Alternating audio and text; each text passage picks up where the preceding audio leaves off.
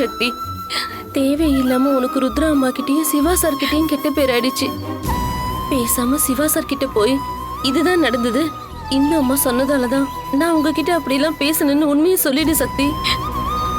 இல்லம்மா, இனிமே நான் என்ன சொன்னாலும் அவங்க நம்ப மாட்டாங்க. இப்ப நான் போய் சொன்ன உடனே சிவா சார் நம்புவாருன்னு நீங்க நினைக்கிறீங்களா? அப்படி நாம நினைச்சோம்னா அது நம்மளோட முட்டாள்தனம்.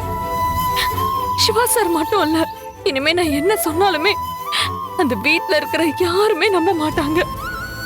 அதுக்காக தான் இன்னும் பிளான் பண்ணி என்ன இப்படி பேச வச்சாங்க. என்ன மன்னிச்சிரு சக்தி. அந்த வீடியோவை பார்த்ததும் என் ஈர கொலையை நடுங்கி போச்சு. அதனால தான் நானும் அந்த இடத்துல அப்படி நடந்துக்கிட்டேம்மா. அவங்க எல்லார பத்தியும் இவ்வளவு தூரம் தெரிஞ்சு வச்சுக்கிட்டு அப்புறம் நீ எதுக்கு சக்தி ருத்ராமா கிட்ட அப்படி பேசுன? என்னம்மா பண்றது, என் தங்கச்சி காயத்ரியோட வயித்துல கத்தி வச்சுட்டு நிக்கிறாங்கம்மா. அவ ஒரு உயிர் இல்லம்மா, 2 உயிர். அந்த 2 உயிரையும் காப்பாத்த வேண்டிய கடமை எனக்கு இருக்குமா.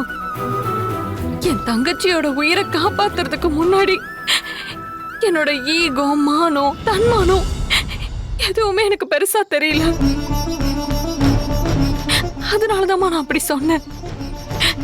எனக்கு வேற வழி தெரியலம்மா.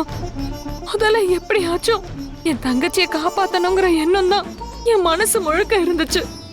எப்படியாச்சும் காயத்ரியை காப்பாத்தினதுக்கு அப்புறம் சந்தோஷ்க்கும் காயத்ரிக்கும் கல்யாணத்தை நல்லபடியா நடக்கணும்.